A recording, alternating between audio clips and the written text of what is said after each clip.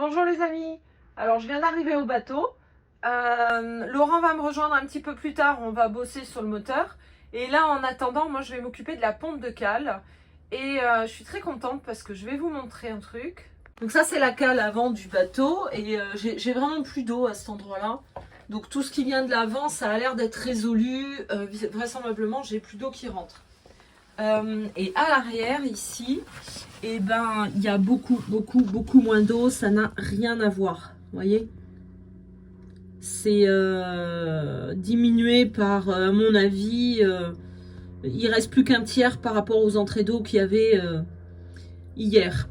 Donc ce qu'on a fait sur le presse-étoupe, sur les tambours, bah, ça a bien fonctionné. Ça continue à suinter, on pense qu'il y a un problème sur le caoutchouc de l'étambot, sur le joint des tambours, et ça il faut sortir le bateau pour le changer, mais du coup c'est juste un suintement, c'est plus une fuite comme il pouvait y avoir, donc ça c'est vraiment bien. Et là bah, je vais m'occuper de la pompe de cale. Bon voilà, alors là ce que j'ai fait c'est que j'ai fixé ici avec un bête collier Ilsan, comme ça ma pompe elle est là-bas, elle bouge plus. Ici, j'ai bien séché, j'ai un peu poncé et j'ai passé de l'alcool pour dégraisser. Et je vais venir à l'aide du Sika coller mon flotteur switch là. Ça, c'est un système, c'est un flotteur comme dans les WC. Quand l'eau le fait monter, en fait, il déclenche la pompe. Je vous montre aussi parce que j'ai reçu l'isolation. Donc ça, c'est l'isolation pour le compartiment moteur, par exemple.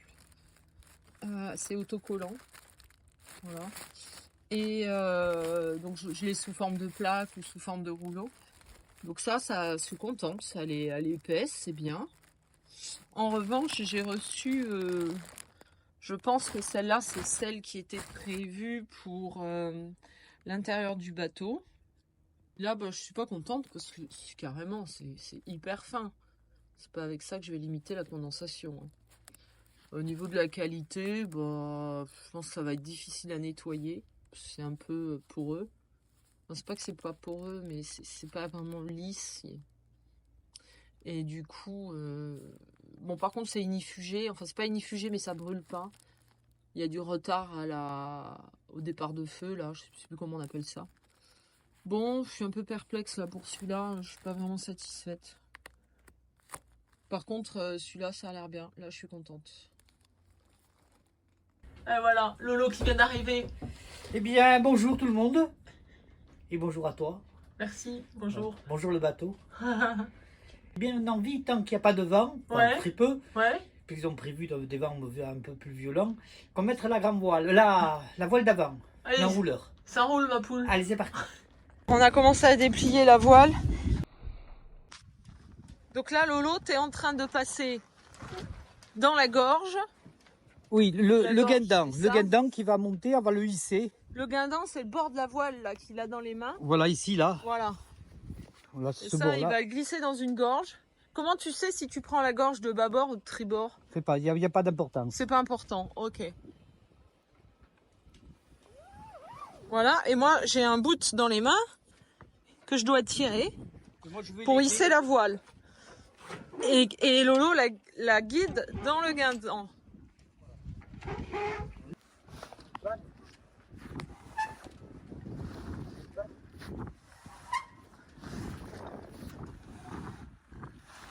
Alors, finalement, on n'a pas hissé la voile parce qu'on s'est rendu compte qu'elle était déchirée. Il y a une autre déchirure sur ce qui devrait être la bande anti-UV, voilà. Et visiblement, il n'y a même pas de bande anti-UV.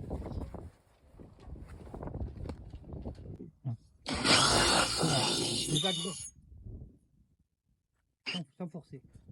Voilà, on agrandit le trou pour que la drosse elle ne passe pas d'enrouleur, la drosse d'enrouleur. Voilà. Et la voile génois est partie à Z voile pour une révision. Voilà. Ici, on a changé la drosse. La drosse, c'est le boot. Un boot, c'est un cordage. Chez les marins, on ne dit pas corde ou cordage, on dit boot. Et après, ils ont tous un nom en fonction de leur utilisation. Donc celui-ci, c'est la drosse du génois. Et on l'a changé parce que... de l'enrouleur du génois. Voilà. On l'a changé parce que l'autre, elle s'est fritée, elle s'est miettée. En plus, elle était trop courte et en plus, elle était trop grosse. Le diamètre était trop gros. C'était bloqué dans l'enrouleur. Bon, voilà, on a tout sorti et on l'a changé.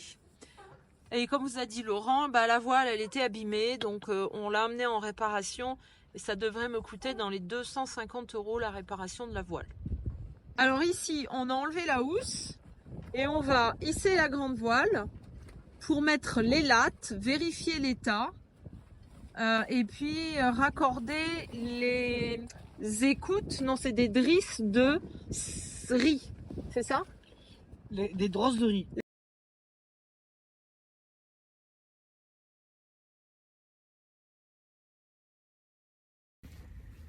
Il te faudra aussi un Lazy Jack, ça on fera le fabriquer. Alors, vas-y raconte, c'est quoi un lazy jack? Un Lazy Jack, ce sont des bouts qui sont sur la baume, qui remontent sur le mât et qui dirigent la voile lorsqu'on la descend. La voile, elle est guidée, elle tombe pas ni à bâbord, tribord, la voile elle est là, elle est guidée par Le lazy jack. par le Lazy Jack.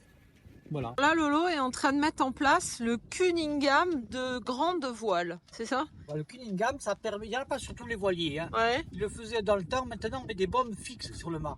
Voilà. Donc ils sont fixes et ils ne bougeront plus. Tandis que celui-là, on peut étarquer la grande voile avec le Cunningham. Et donc, à place de l'étarquer vers le haut, la drisse, on peut tirer et la baume se baisse sur le rail. Et ce qui permet d'avoir un bon réglage de la grande voile. Ok. Et étarquer, ça veut dire bien tendre. Voilà. Yes. On perd un temps fou parce qu'en fait, dès qu'on prend un truc, il y a un problème dessus. Soit le bout est trop gros, soit le bout est mort, soit c'est monté à l'envers, soit il manque une pièce. Et c'est comme ça depuis tout à l'heure. Du taquet. Bon là, on a enfin mis le Cunningham. Ah oui, il y avait un trou. Donc là, il faudra mettre vraiment des réparations normales. Des trous de cigarettes et tout comme ça. Okay. Là, il faudra mettre il y a des spatchs exprès. Okay. Qu'on met de deux côtés qui sont très bien. D'accord. C'est des spatchs exprès. Ça, c'est du scotch. Merdique. Ça n'a rien à voir. Bon, là, vas-y. Alors, donc ici. J'espère qu'on n'aura pas trop de surprises. Hein. Alors, les lattes, elles sont là. Et le cutter, il est là pour couper le petit scotch rouge. C'est ça qu'on appelle les riz? Non. Non? Pas ça. Ça, c'est juste les lattes. Pour la rigidifier. Oui, voilà, oui.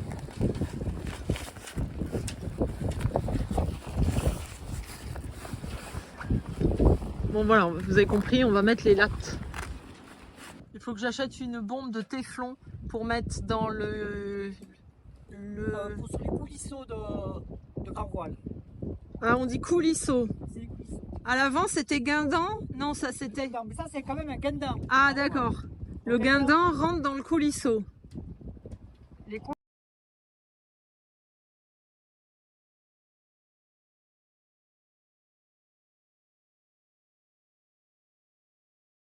rails du mât. Les coulisseaux du guindant. Oh, le coulisseau du guindant rentre dans le rail du mât. Mais là, il faut... Ça fait depuis 15 ans que ça n'a pas servi, donc on va mettre un petit peu de téflon dedans. Ça coulisse un peu d'autres.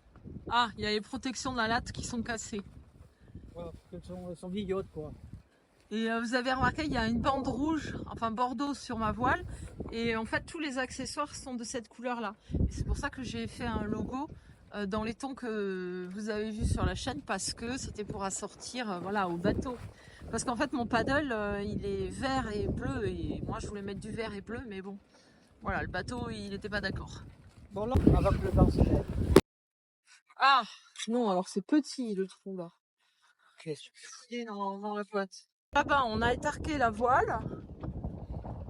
Et maintenant, on est en train de mettre les bouts sur les riz. Est-ce qu'il a un nom spécial, le bout du riz? Ça, on est en train de mettre les riz, donc c'est les drosses de riz. Drosses de riz? Ouais. Comment on l'écrit riz? Comme rigoler.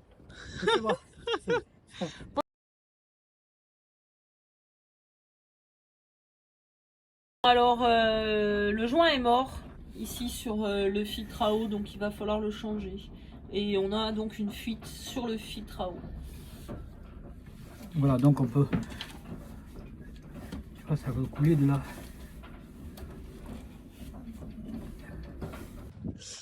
Une courroie trop tendue. Oui, la courroie de l'alternateur, c'est trop tendue. Elle ne fera pas forcément plus son travail. Il y aura plus de résistance. Et l'axe de il va chauffer et il va péter. C'est pour ça que voilà, c'est pas la peine de serrer trop la courroie. Il faut juste, quand on appuie dessus, il faut qu'il y ait un battement d'1 centimètre à peu près. 1 centimètre, 1 centimètre 5. Tandis que là, il n'y a même pas 2 millimètres quand on force dessus. Très très mauvais. Voilà. Alors on est un peu contrarié parce qu'on vient de démarrer le moteur alors que le coupe batterie il est sur off. Donc normalement le coupe batterie sur off, on n'est pas censé pouvoir démarrer le moteur. Bon. Et puis on vous dit à demain. Ouais, la journée est finie, on a plein de boulot à faire sur le bateau. Il n'est pas encore safe pour aller en mer. Lolo il a de la lecture, moi j'ai déjà lu là. Voilà, l'architecte, ainsi de suite, comment il a été construit, c'était toujours intéressant de savoir. Voilà, vous savez comment personne trouve. Voilà. Allez, belle journée à vous, soirée et à bientôt. À bientôt.